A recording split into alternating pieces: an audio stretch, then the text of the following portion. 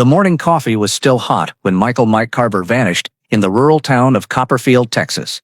Population 6,912, August 12, 2001, arrived with a summer storm sweeping through Medina County, bringing hot winds and sudden heavy rain that left the streets streaked with red mud. At 9:47 p.m., Mike's neighbor, Walter Griggs, waved goodbye through the kitchen window as the 27-year-old mechanic, holding a steaming coffee mug, crossed the narrow dirt yard, separating their two weathered wooden houses. Mike was returning a ceramic mug with the Griggs family's ranch logo, borrowed from Walter earlier that evening.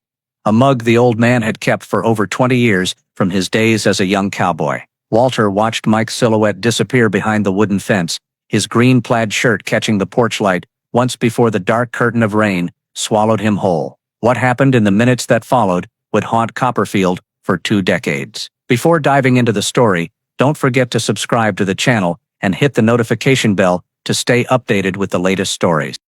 Mike's girlfriend, Rachel Hayes, called the Medina County Sheriff's Office at 10:34 p.m., her voice trembling as she reported Mike missing. She told Deputy Sheriff Harold Kemp she'd been waiting for Mike to return from Walters, growing increasingly anxious as the storm intensified. When she finally pulled on boots, threw on a raincoat, and trudged through the waterlogged yard to Walter's house, he said Mike had left nearly an hour earlier. Rachel rushed back to their shared rental home, calling his name, searching every room, every closet, even the storage shed behind the kitchen where they kept the lawnmower and an old toolbox. The front door was locked from the inside, the steel deadbolt Mike had installed last spring still securely fastened. The back door's padlock and chain were untouched.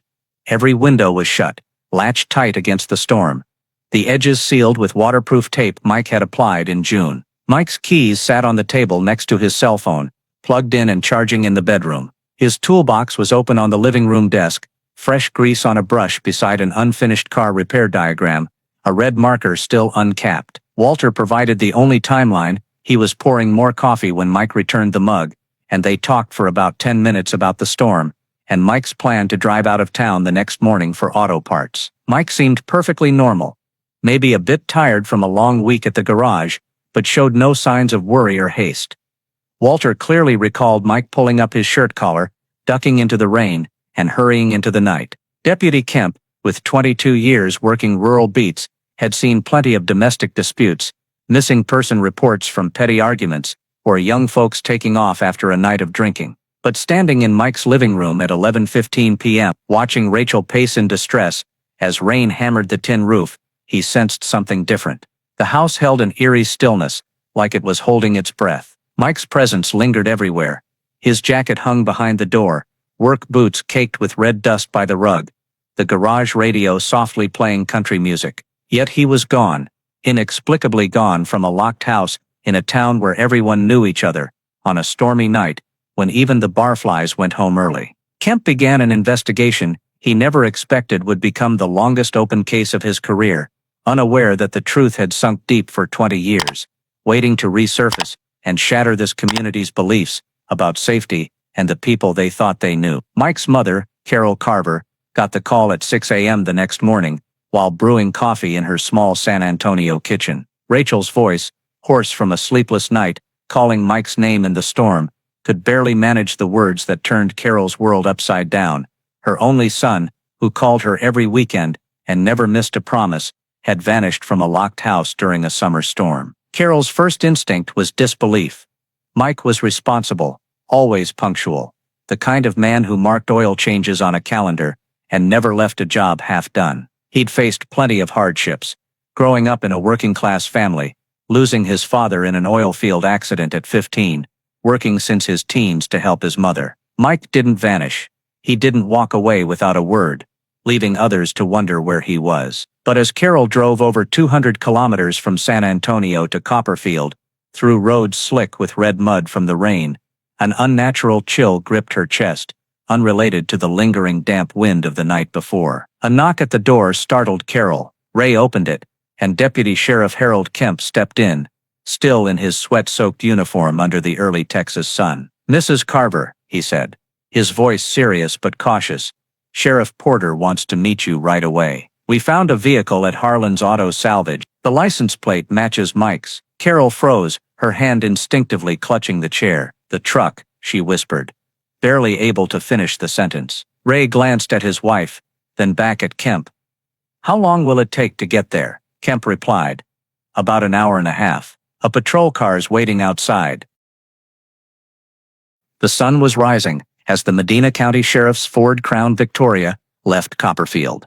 Carol sat in the back, staring out at sun-scorched pastures and scattered mesquite trees torn between hope and dread. Ray sat close, his hand lightly on hers, silent. In the front, Kemp focused on the winding road leading out of the suburbs.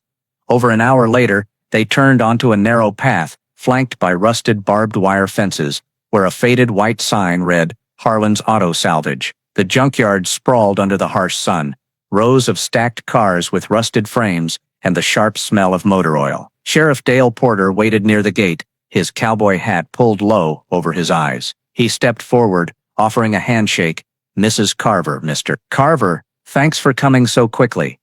I think you should see this for yourselves." They followed Porter through narrow paths between piles of dismantled cars, footsteps crunching on gravel and broken glass. In a secluded corner, a faded silver-blue Ford F-150 sat quietly. Porter nodded toward it.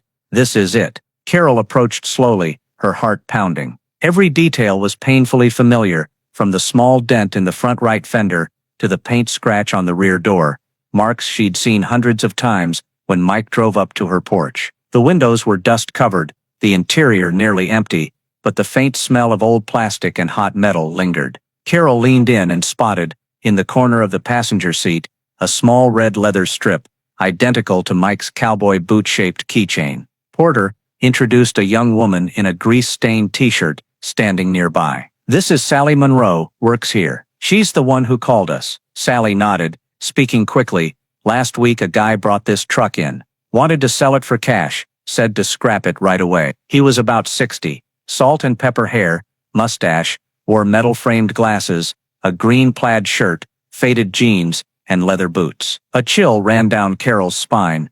The description was too close to Eddie Barnes, someone she'd once considered family. "Did he leave any paperwork for the truck?" Ray asked. Sally shook her head. "No.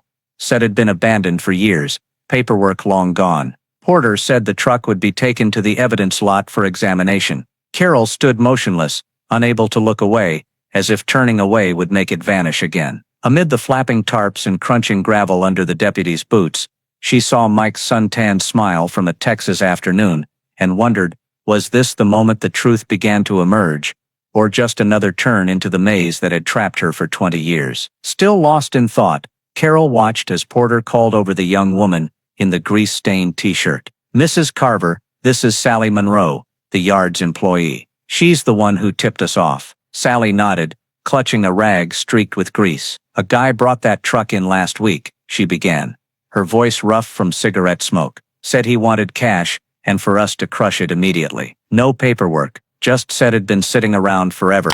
Papers lost." Porter asked, "Can you describe him?" Sally frowned, thinking, "About 60, salt and pepper hair, thick mustache, metal-framed glasses, green plaid shirt, faded jeans, old leather boots. Drove an old black Chevy Suburban with a fish decal on the back." A cold jolt shot through Carol. The description matched Eddie Barnes, her late husband's cousin, who'd been close to Mike before he vanished. Ray glanced at his wife, his eyes questioning but silent. Sally continued.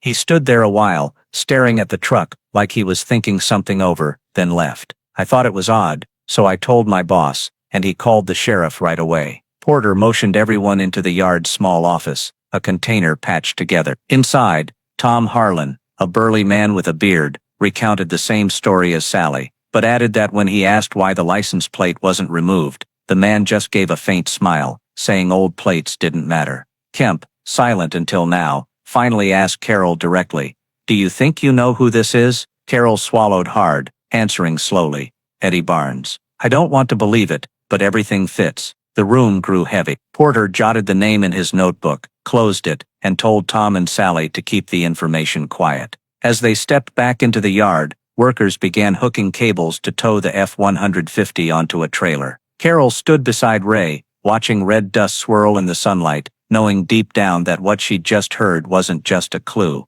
It was the first door opening to a truth she'd sought for 2 decades. Carol kept her eyes on the F-150 as it was covered with a tarp and towed from the yard, the clank of iron chains echoing in her mind like a pulse, urging her forward. Porter approached, resting a hand lightly on her shoulder. "We've tracked down someone who might know more about how this truck got here. His name's Rick Dawson, a freelance mechanic who sometimes does repair and towing jobs for Harlan's. According to Tom, Rick's the one who brought the truck to the yard's gate last week." Carol looked up, squinting against the sunlight. "Where is he?" Porter replied. "A small town north of Bandera. We can go now." Less than 40 minutes later, the Crown Victoria pulled into Bandera's dusty main street, lined with a few bars and general stores. Porter led Carol and Ray to a weathered one-story wooden house, its tin roof speckled with rust. An old pickup sat in the yard, under an ancient oak. When Porter knocked, a man about 45, hair matted with sweat, wearing a grease-stained tank top, answered. "Rick Dawson?" Porter asked. "Yeah, what's up?" Rick glanced quickly at Carol and Ray, then back at Porter. Porter briefly explained about the F-150, how Sally and Tom said he'd brought it to the yard. Rick frowned, scratching his chin. "Yeah, I did drive it there. But I was just hired. Some old guy called, said he'd pay cash if I hauled the truck to Harlan's. I asked his name, he just said call him Ed." Carol's heart tightened. "What'd he look like?" Porter pressed. Rick answered without hesitation. "About 60, salt and pepper hair, mustache, metal-framed glasses, green plaid shirt, faded jeans, drove a black Suburban, looked like someone who's done manual labor." Each detail hammered at Carol's growing suspicion. Porter kept his tone steady. "Anything else you remember?" His voice, smell of cigarettes, any details? Rick thought for a moment. Smelled like motor oil and Camel cigarettes. When he handed me the keys, he was wearing old leather gloves, thumb torn a bit. When I asked where the truck came from, he just said, "It's not needed anymore," and left. Carol locked eyes with Rick. "Did he mention the name Carver?" Rick shook his head. "No, but he knew the way to Harlan's without directions." Kemp scribbled notes quickly, while Porter exchanged a look with Carol. Rick crossed his arms, leaning against the doorframe, looking bored. "I don't want trouble, I just got paid to haul the truck. You want answers, find him." Porter nodded. "We will, but you need to be ready to testify if it comes to that." Rick shrugged, avoiding Carol's gaze, then stepped back inside. The wooden door closed, leaving the smell of motor oil lingering in the sweltering air. Back in the car, Ray asked quietly, "What do you think?" Carol gripped her purse strap, staring into the distance. "Every word he said pulls Eddie closer to Mike, and I don't know if I'm ready for what comes next." Porter turned from the front seat. "We'll find Eddie, but until we have evidence, we need to be careful." The car left Bandera, rolling down the sunlit highway, tires humming steadily on hot asphalt, like the slow tick of memories unfolding. Carol sat in the back, gazing at the horizon, where limestone hills and dark mesquite trees formed South Texas's familiar canvas. With every mile, she was pulled back to the last afternoon she saw Mike, August 12, 2001. A normal day that became the dividing line between two halves of her life. It was a Sunday, the sun blazing since early morning. Mike called around 3 p.m., saying he'd finished a shift at the tractor repair shop and would swing by her place to grab some tools for fixing his garage. She vividly remembered him, stepping out of the silver-blue Ford F-150, hands still greasy, sweat soaking his shirt's back. "I'll only stay a minute, got plans with friends at Lone Cactus tonight," he said, his voice tired but eager. They shared a glass of iced tea, and he told her small work stories, laughing loudly when Ray joked about the county's pickiest customer. Around 5 p.m., Mike loaded some boxes onto his truck and left, waving through the window. Carol didn't know it was the last time she'd see her son in daylight. That night, according to Rachel Hayes, his girlfriend Mike arrived at Lone Cactus around 8 p.m. The small bar off the highway was a spot where night shift workers gathered for beers and live country music. Rachel was already there with friends. Mike jumped in, ordered a Lone Star, and laughed as usual. Around 9:45 p.m., Mike told Rachel he was heading home to rest for an early drive to Kerrville for auto parts. Rachel stayed with friends. A few bar patrons recalled seeing Mike leave alone, walk to the lot, climb into his F-150, and head south. That was the last confirmed sighting. The next morning, when Rachel realized Mike hadn't come home and wasn't at the shop, she started calling him. No answer. At first, she thought he might have crashed at a friend's, but by noon, worry set in. She drove to his usual spots: the Medina River, the auto parts store, the gas station near town, but saw no sign of his truck. By afternoon, she called Carol, voice shaking. "Have you seen Mike today?" Carol said no, and dread instantly gripped her. They contacted the Medina County Sheriff's Office around 6 p.m. on August 13th. Deputy Harold Kemp led the initial investigation. At Mike and Rachel's house, everything was nearly untouched. Doors locked from the inside, no signs of disturbance, Mike's phone still charging in the bedroom, spare keys on a hook. On the kitchen table sat a half-eaten plate of tacos next to an open beer can. In the garage, his tools were out, some parts partially wrapped. Everything suggested Mike had stepped out briefly, planning to return. In the days that followed, police searched a 30-mile radius, scouring dirt roads, riverbanks, and abandoned lots. They questioned friends, co-workers, and patrons from Lone Cactus that night. No one reported fights or arguments. Rumors swirled: Mike owed someone money, was tied to illegal shipments, or simply left to start over. Carol dismissed them all. She knew her son's honest, responsible nature. One witness outside the bar reported seeing a black Suburban tailing a silver-blue F-150 around 10 p.m. on the road back to town, its headlights glaring. But the distance and darkness made it impossible to confirm plates or identify the driver. The lead went cold. Over 2 years, the case file grew with hundreds of pages of statements, scene photos, and search logs. Several times, people reported seeing a truck like Mike's in other towns, but they were always unrelated F-150s of the same model. By 2003, the case was officially deemed a cold case. Carol never gave up. She printed hundreds of flyers, drove across nearby counties, even to New Mexico, asking anyone who might have seen Mike. Ray often joined her, but some trips she took alone, driving hours through empty roads of red dust and wild fields. Every phone call sparked hope, but most brought condolences or false leads. Rachel stayed in town another year, waiting and hoping, but left when the emptiness became too much. Carol understood, but the loss lingered. She kept recalling Mike's last words to her: "I'll be back soon, Mom, don't worry." That promise hung unfulfilled for 20 years. Now, with Rick Dawson's words and the image of that old truck vivid in her mind,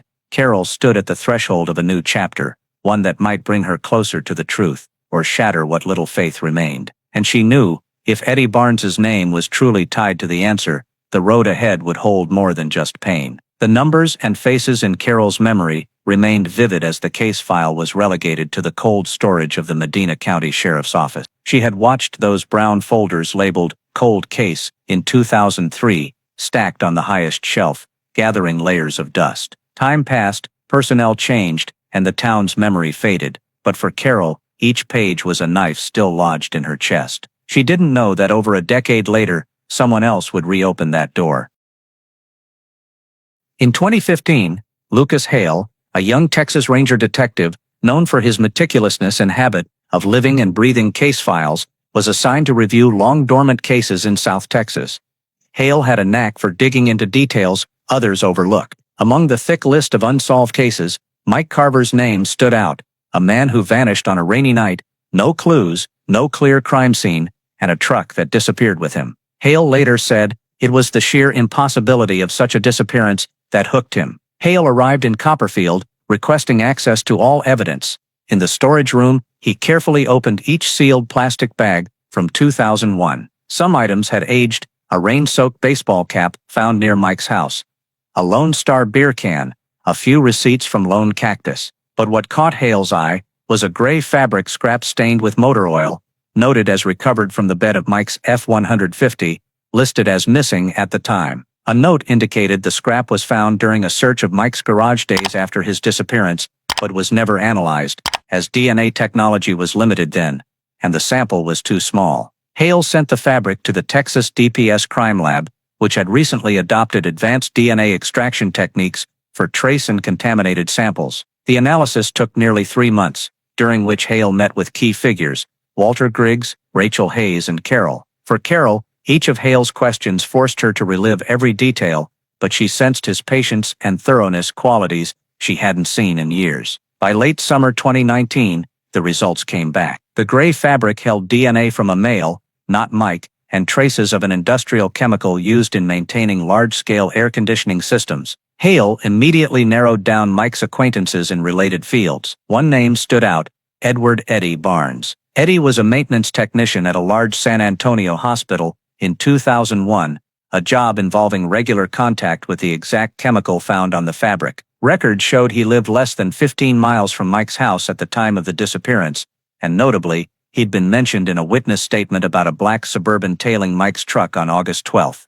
Hale logged these coincidences in his report but held off acting. He knew moving too soon without more evidence could shut Eddie down. Instead, he obtained a covert surveillance order, tracking Eddie's residence, movements, and current connections. Each night, Carol waited for Hale's call, hoping for, "We've found him," but receiving only brief updates. Still, for her, the case's revival was more than hope. It confirmed that Mike's story was never truly forgotten, and somewhere in those yellowed pages, the truth awaited its name. As surveillance reports piled up, Lucas Hale knew it was time to leverage his most valuable piece: the DNA from the gray fabric. Initial results only confirmed it belonged to a male other than Mike, but the CODIS database had no match, meaning the person had never been convicted or provided a mandatory sample. To identify them, Hale would need to take a detour. He reached out to a civilian forensics lab in Austin specializing in genetic genealogy, a method comparing DNA to voluntary data from millions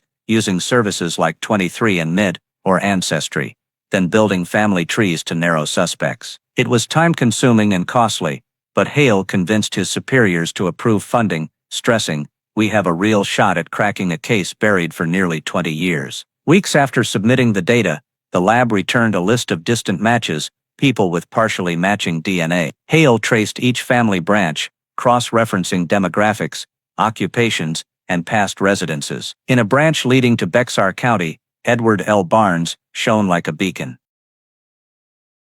Eddie Barnes, born 1942, was a longtime maintenance technician at a San Antonio hospital, living 14.8 miles from Mike's home. His job matched the chemical on the fabric, a cleaning and maintenance solution for industrial air conditioning ducts. His driving record showed he owned a 1998 black Chevy Suburban, the vehicle a witness described in 2001. Hale reviewed every detail, feeling scattered pieces align. But he knew matches weren't proof. To turn suspicion into certainty, he needed Eddie's direct DNA for comparison. Collecting a sample from a living person without a court order was tricky, so Hale went subtle. He tailed Eddie for days, noting routines: mornings at the hospital, afternoons at a nearby coffee shop, evenings with a Lone Star on his porch. One night, Eddie tossed a half-drunk beer can into a street bin. Hale, gloved, retrieved it, sealed it, and sent it to the lab.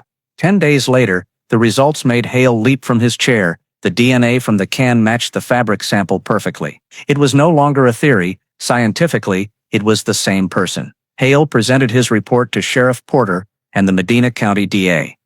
They sat in silence for minutes before Porter said slowly, "If we move forward, this changes everything.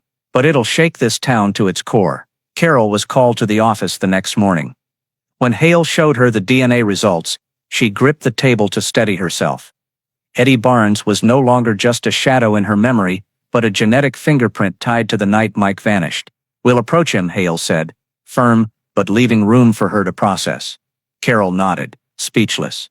In her mind, Eddie's image sharpened: the man who'd joined family barbecues, patted Mike's shoulder when he bought the F-150, now the center of undeniable evidence. Hale knew the hardest part lay ahead, turning DNA into a confession or finding Mike's body. But after 4 years digging through old files, this was the break every cold case investigator dreamed of, the moment when decayed data sprang to life, illuminating a case swallowed by darkness for 2 decades. Carol sat motionless in the meeting room as Hale spread thick case files across the table. "Mrs. Carver," he said, his voice steady but eyes sharpening, "to understand why Eddie Barnes might be involved, you need to know his past." Eddie was born in 1942 in a small town near Lubbock, Texas, the third of 7 siblings. His father was a roughneck, his mother a homemaker. Eddie's childhood was tied to harsh summers where scorching heat forced the town under porches, and gossip spread faster than the wind. Police records first mentioned Eddie at 19, arrested for a bar fight. Though reduced to disturbing the peace, it hinted at a temper and readiness for violence. In the 1970s, Eddie left Lubbock for San Antonio, working as a maintenance technician at a large hospital. The job gave him financial stability and access to industrial chemicals, a detail Hale now zeroed in on. During this time, Eddie married twice, both ending in divorce. His first ex-wife claimed in divorce filings that Eddie was controlling and often vanished for hours without explanation. His second ex-wife once sought a temporary protective order after an argument, though no charges followed. In Copperfield, Eddie was known as a distant relative of the Carvers through Carol's first marriage. Initially friendly, he'd help Mike fix cars or lend tools, but friends of Mike said their relationship soured months before his disappearance. Rumors suggested Mike refused a transport job Eddie proposed, angering him. Though unverified, Hale flagged this in his report. Hospital records showed Eddie took 2 days off right after August 12, 2001, citing a family emergency with no details. He worked 6 more years before retiring early and moving to a mobile home park outside Bandera, where Hale now tracked him. Hale looked at Carol as he turned the final page, a summary of all factors.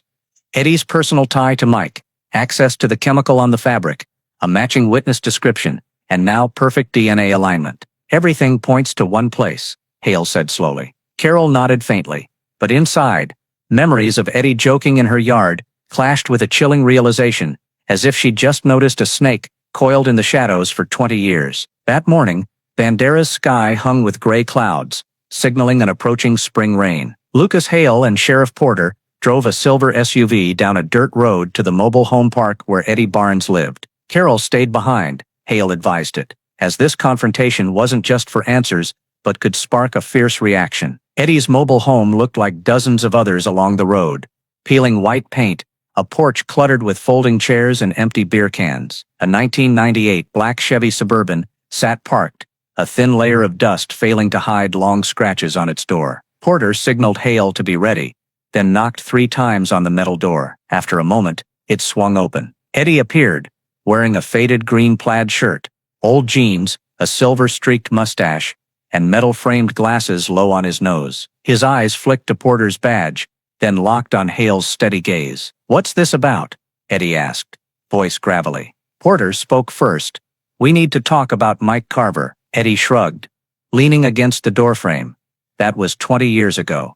"I don't know anything." Hale kept his tone calm.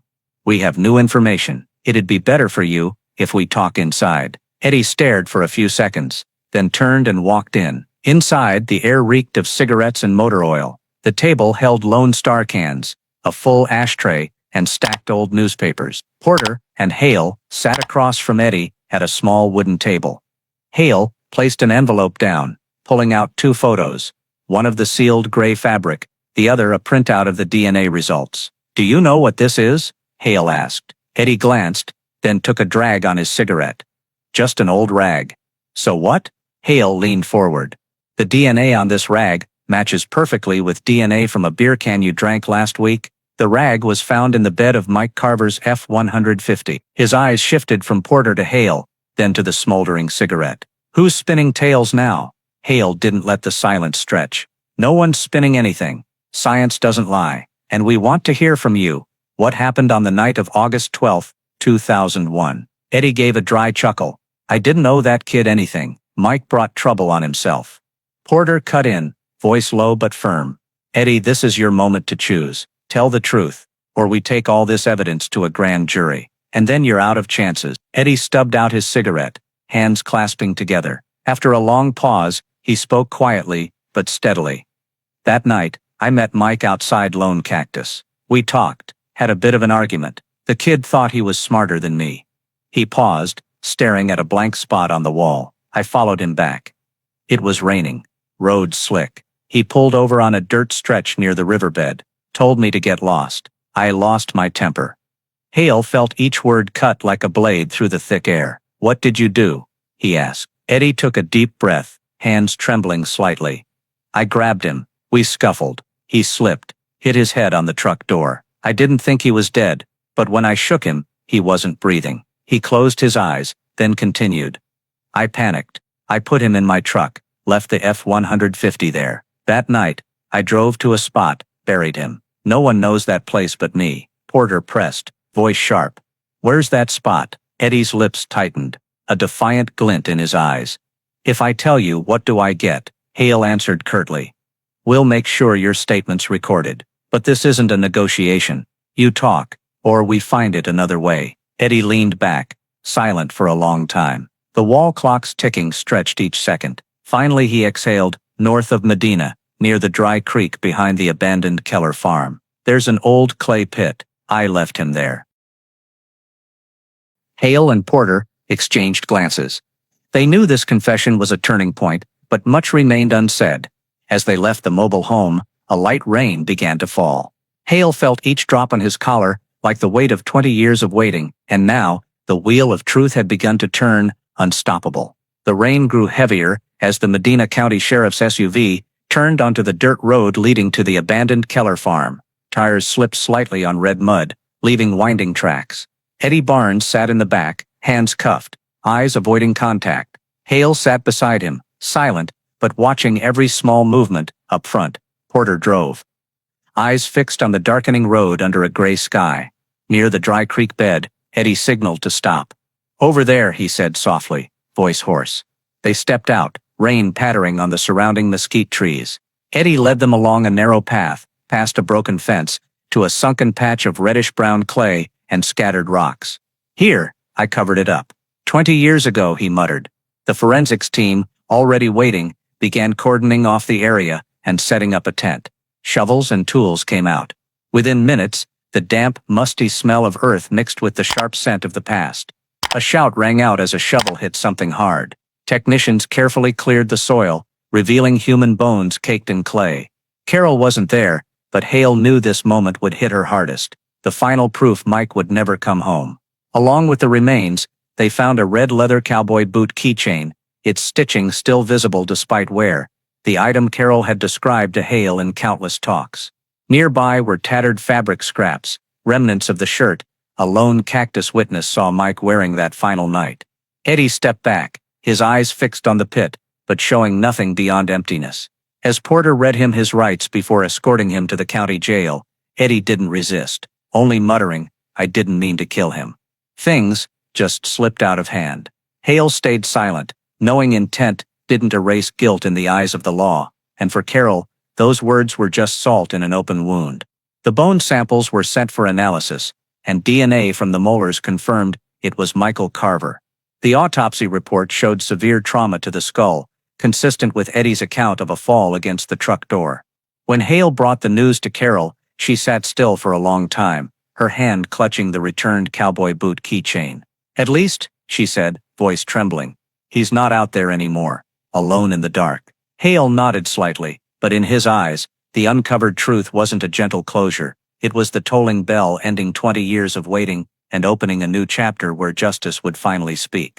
News of Mike Carver's remains spread quickly, as if 2 decades of silence were a thin sheet of ice shattered in a single night. The next morning, the Bandera Gazette ran a bold front-page headline, 2001 Disappearance Solved, Suspect a Relative. In Copperfield, morning coffee at the familiar diner was sipped in silence, broken only by occasional whispers of Eddie Barnes. Many who'd seen Eddie as a diligent, quiet handyman struggled to accept he'd carried a guilty secret for 2 decades. At the town church, Pastor James read a special scripture during Sunday service, speaking of truth finally brought to light and pain shared as a community. Some placed flowers by Mike's photo near the altar. The sight left Carol both grateful and distant. She felt the support but also the gap between her private grief and the community's witnessing of it. The Carver family gathered at Ray and Carol's home the evening the DNA results arrived. Grandchildren, siblings and distant relatives not seen in years were there. Dinner went mostly untouched. Carol placed the cowboy boot keychain in the center of the table, a symbol that Mike had finally come home. Ray spoke slowly, it took us 20 years to hear this truth. But justice is only just beginning. Rachel Hayes, Mike's former girlfriend, called Carol from Austin. Her voice choked, I don't know what to say. Just, I can stop imagining 100 different scenarios now. Carol heard the exhaustion in every word, the kind only those who'd waited too long could understand. Hale and Porter visited the family the next day. Porter explained the prosecution process, that Eddie Barnes would face second-degree murder charges and be tried under current law.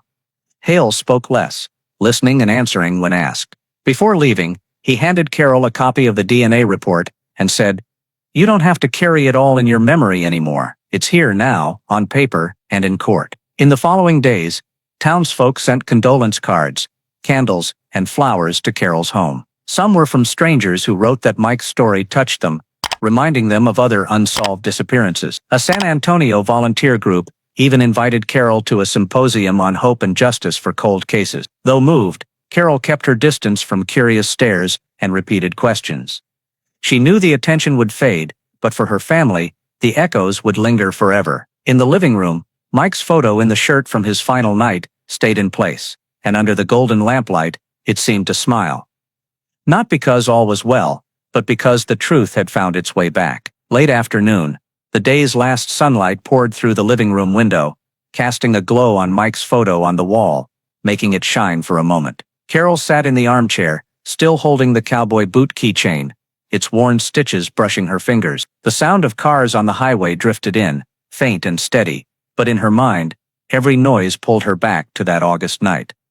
The F-150's engine, the truck door slamming, then the silence that swallowed everything. Eddie Barnes had yet to face trial. His lawyer requested more time to review evidence and negotiate with prosecutors. Hale told Carol that, despite the confession, the legal process could drag on for months, maybe over a year. "The truth is clear," he said, "but justice still needs time." She nodded, knowing she'd hear this story again in court, under bright lights and relentless questions. That night, as Ray slept, Carol stepped onto the porch. The night breeze carried the scent of grass and road dust. She looked north, where not far away was the Keller Farm's dry creek bed, where Mike had lain for 20 years. The image of the red clay pit, bones caked in mud, and Eddie's gloved hand with its torn thumb haunted her. Yet, amid the loss, she noticed something new for the first time. The silence was no longer entirely aimless. Hale called the next morning. He reported that the lab was testing more evidence from the burial site, hoping to clarify gaps in Eddie's account. "I don't think he's told us everything," Hale admitted. Carol felt torn. Part of her wanted every detail, but another feared the truth might be crueler than she'd imagined. In Copperfield, life slowly returned to normal. The diner buzzed again with clinking spoons on ceramic mugs. The post office opened at 8 a.m., and kids kicked soccer balls in empty lots. But whenever Mike's name came up, even in passing, eyes would lower. One afternoon, Carol received a handwritten letter from a woman in Amarillo. She wrote of losing her son 12 years ago, his body still unfound. "Your story gives me hope," the final line read, "that even after years, the truth can rise from the deepest earth." Carol folded the letter, placed it beside the keychain, and thought her journey might not be over. As night fell, Carol sat alone under the dim golden desk lamp, opening the file Hale had given her. She turned each page, memorizing every detail as if carving them into her mind, not just to remember Mike, but to prepare for unanswered questions. Somewhere out there, among dusty files, other names and stories waited for someone who wouldn't give up. And for Carol, though justice for Mike was nearing, the door to this obsession would never fully close. Mike Carver's case reveals a painful but familiar reality in the United States. Disappearances can linger for decades, leaving lasting voids in families and communities. For 20 years, Carol lived between fragile hope and the silence of a cold case file. But her persistence, combined with advances in DNA technology and genetic genealogy, turned a seemingly forgotten case into a pivotal breakthrough. The gray fabric scrap, overlooked in 2001, but later analyzed with new technology, proves that justice can come late. But if evidence is preserved and resolve endures, cases can still be solved. This serves as a reminder that in the U.S., maintaining evidence and leveraging partnerships between public agencies and private labs is critical. Additionally, the relationship between victim and perpetrator, Eddie Barnes being a family acquaintance, underscores that danger can come from those least suspected. In modern life, staying vigilant, setting personal boundaries, and trusting instincts are essential for safety. Moreover, Copperfield's community response shows the power of solidarity. Though it can't erase pain, the emotional support from neighbors, the church, and even strangers help the Carvers feel less alone. The lesson is clear: in a vast and diverse nation like the U.S., justice takes time, But faith and determination can turn hope into reality, even after decades. If the 20-year journey for justice for Mike Carver resonates with you, please subscribe to join us in exploring more cases time seemed to bury. Thank you for joining us, and we'll see you in the next video, where the truth always finds its way to the light.